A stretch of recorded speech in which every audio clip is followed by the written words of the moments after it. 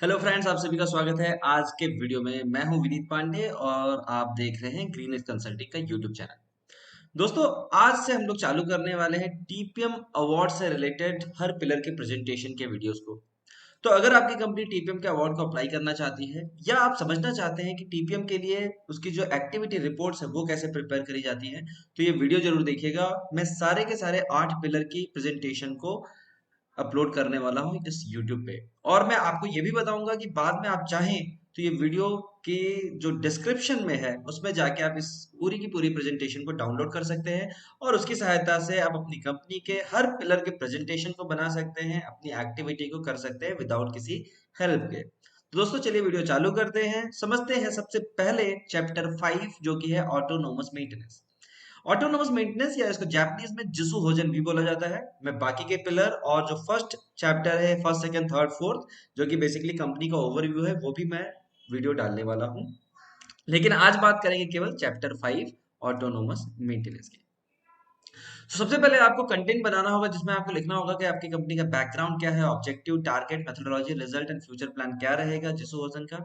आप बैकग्राउंड में दिखा सकते हो, लाइक जिससे इस कंपनी में दिखाया गया है कि उसका वर्क प्लेस एंड मशीन कितनी लीकेज है, डर्टी है, डिफरेंट डिफरेंट जगह पे डिफरेंट डिफरेंट लीकेज हो रहे हैं, मशीन की हालत बहुत खराब है, हर जगह गंदगी फैली हुई है, लूज वायरिंग है डिफरेंट डिफरेंट मशीनों पे, पैनल्स में।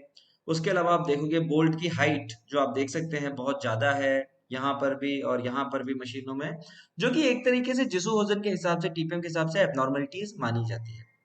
तो इतनी सारी एबनॉर्मलिटीज हैं, इसलिए आपने जिसु वजन के पिलर को इम्प्लीमेंट किया आपकी कंपनी में, ये आपको बताना होगा ना। बैकग्राउंड में देखें तो ऑपरेटर का बैकग्राउंड क्या है। Operator did not participate in maintenance activity, क्योंकि वो कहता है भैया मैं तो चलाऊंगा, आप रिपेयर करो। पुअर हाउसकीपिंग होता है, बहुत सारी कंपनियों में 5S की हालत बहुत खराब होती है। No action for controlling force deterioration. Force deterioration क्या है ये समझने के लिए आप जेएच के वीडियो को देख सकते हैं। No efforts by operator for equipments cleaning, inspection, oiling and retightening. तो ये है बैकग्राउंड ऑपरेटर का, और मशीन का बैकग्राउंड मैंने आपको पहले दिखाया ना। देखें उद्देश्य क्या है आपका, टीपीएम आप क्यों कर रहे हो, उसमें टीपीएम में भी ऑटोनोमस मेंटेनेंस पिलर क्यों कर रहे हो। तो ऑब्जेक्टिव है involvement of operator in autonomous maintenance, maintain housekeeping on software by practicing CRE Ceton principles, develop ability to sense abnormality, and to achieve productivity improvement and cost reduction by preventing breakdown and leakage। ये हमारा objective होगा। उसके basis पे आप targets लेंगे productivity and cost का। Productivity में आपका cleaning time, lubrication, inspection, tightening and breakdown due to poor JH. जी हाँ, आप ब्रेकडाउन ओवरऑल की बात नहीं करोगे जेएच पिलर में, यहाँ पे आप बात करोगे breakdown due to poor JH की। कॉस्ट में आप ऑयल कंजम्पशन को ले सकते हो, क्योंकि जब आप लुब्रिकेशन सही करोगे, लीकेज को रिड्यूस करोगे, तो आपका ऑयल कंजम्पशन भी मेंटेन होगा, सही होगा, तो वो आप कॉस्ट में ले सकते हैं। मेथोडोलॉजी क्या रहेगी, मेथोडोलॉजी जेएच की होती है सबसे पहले ट्रेनिंग टू मैनेजर्स, फिर selection of manager model machine, फिर 1S 2S की एक्टिविटी। और जब ये सक्सेसफुल हो जाता है तो आप टीपीएम किक ऑफ करते हो। टीपीएम किक ऑफ के बाद जेएच का स्ट्रक्चर बनता है, target setting, training to leader member, JH master plan and step 1 2 3 4 का इम्प्लीमेंटेशन। सो एक्टिविटी क्या है वो आप दिखा सकते हो, लाइक आपने ट्रेनिंग टू मैनेजर किया, selection of manager model machine किया, 1S 2S किया, उसके कुछ मेथोडोलॉजी के आप एक फ्लो चार्ट बना सकते हो, लाइक किस तरीके से आप मशीन को सेलेक्ट करते हो, उसका मशीन का डेटा आपने कलेक्ट किया, जेएच स्टेप 1 2 3 को इम्प्लीमेंट किया, और फिर स्टडी का रिजल्ट की स्टडी करी। यहाँ पे कंपनी ने एक एग्जांपल दिया है, पावर प्रेस 150 टन। आपको ये ध्यान रखना है कि मैनेजर मॉडल मशीन लेते वक्त आपको वो मशीन लेनी है जो बहुत ज्यादा प्रॉब्लमेटिक है, सिमिलर टाइप की मशीन हो और आपकी कंपनी की सबसे पुरानी मशीन हो, तब आपको मैनेजर मॉडल मशीन करने का रियल रिजल्ट आपको दिखाई देगा। तो इन्होंने कहा कि large number of similar machine थी, ओल्डेस्ट मशीन ऑफ शॉप था, बहुत ज्यादा ब्रेकडाउन आते थे, पार्ट्स भी बहुत ज्यादा वेयर आउट हो चुके थे, और ये बॉटल नेक मशीन थी, इसलिए इसको मैनेजर मॉडल मशीन चूज किया गया। उसके बाद यहाँ पे जेएच स्टेप 1 2 3 की एक्टिविटी चालू की गई, इनिशियल क्लीनिंग चालू की गई, सारे मैनेजर्स और इंजीनियर्स लगे इस पे एमएमएम एक्टिविटी को करने में। और सारी एक्टिविटी करने के बाद स्टेप 1 2 3 पास करने के बाद ओवरऑल देखा जाए तो रिडक्शन इन क्लिक टाइम था, रिडक्शन इन ब्रेकडाउन था, रिडक्शन इन रिजेक्शन था, रिडक्शन इन लीकेज पॉइंट था।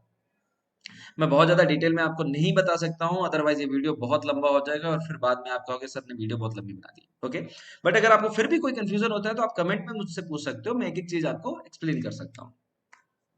सो ये बिफोर था मैनेजर मॉडल मशीन की एक्टिविटी के पहले की मशीन और ये था आफ्टर मैनेजर मॉडल मशीन की एक्टिविटी के बाद का मशीन का कंडीशन।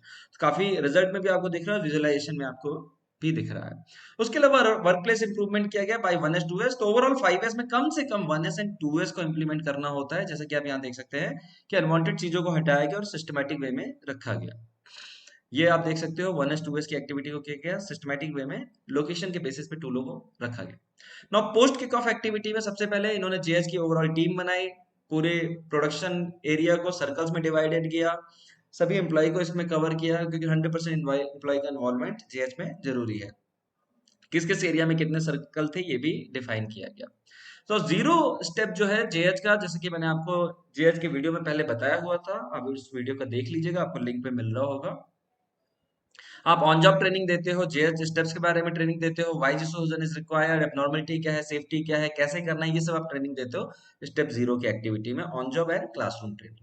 उसके बाद स्टेप 1 करते हो जो कि इनिशियल क्लीनिंग की एक्टिविटी है, तो उसकी मेथोडोलॉजी को यहाँ पे दिखाया गया है। देन स्टेप 1 करते वक्त जब आपको टैग्स निकलेंगे, बहुत सारे एब्नॉर्मलिटी को निकालोगे, उसका आपको एक टैग मैट्रिक्स बनाना होता है जो कि 7 टाइप के एब्नॉर्मलिटी से रिलेटेड है, हर एरिया का अलग है। और अगर ये एब्नॉर्मलिटी सॉल्व नहीं होती तो क्या होता, ब्रेकडाउन क्वालिटी, कॉस्ट या सेफ्टी के टर्म्स में, वो आपको इस मैट्रिक्स में दिखाना होता है।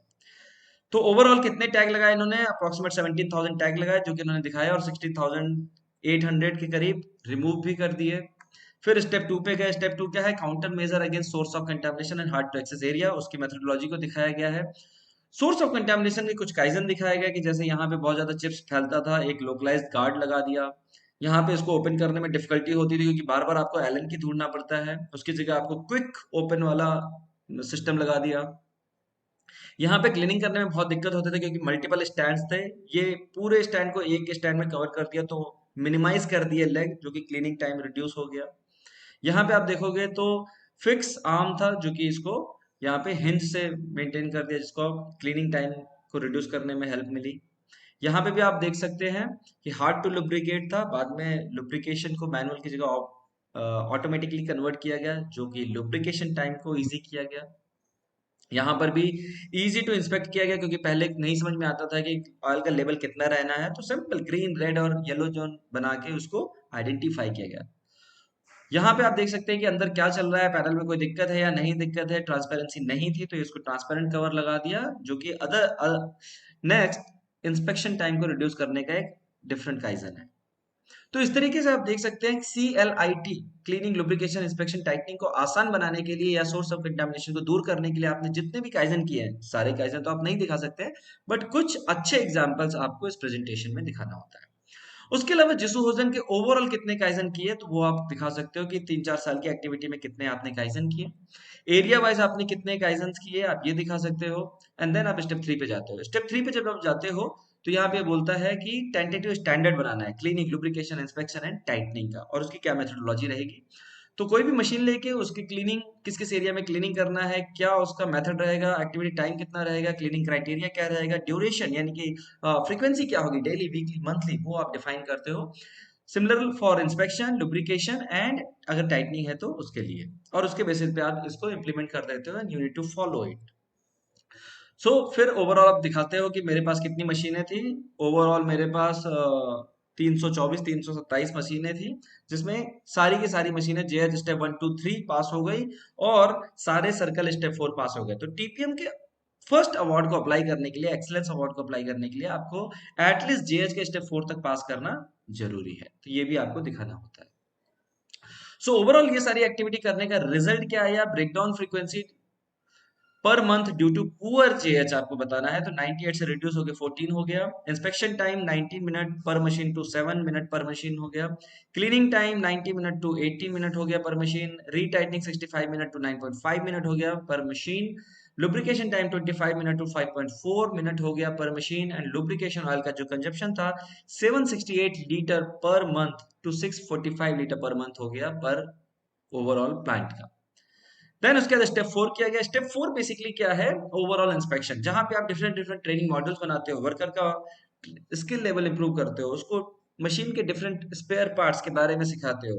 तो जहाँ पे हमें डिफरेंट मॉड्यूल बनाने होते हैं, फास्टनर्स के बारे में, हाइड्रोलिक्स के बारे में, न्यूमेटिक के बारे में, electrical drives and lubrication system, जिससे ऑपरेटर को अपनी मशीन पे जेज करते वक्त ये समझ में आए कि हाइड्रोलिक काम कैसे करता है, ये न्यूमेटिक काम कैसे करता है, इलेक्ट्रिकल में क्या देखना है, ड्राइव्स में क्या देखना है, जिससे उसकी एबनॉर्मेलिटी पकड़ने की ताकत और ज्यादा बढ़ती है।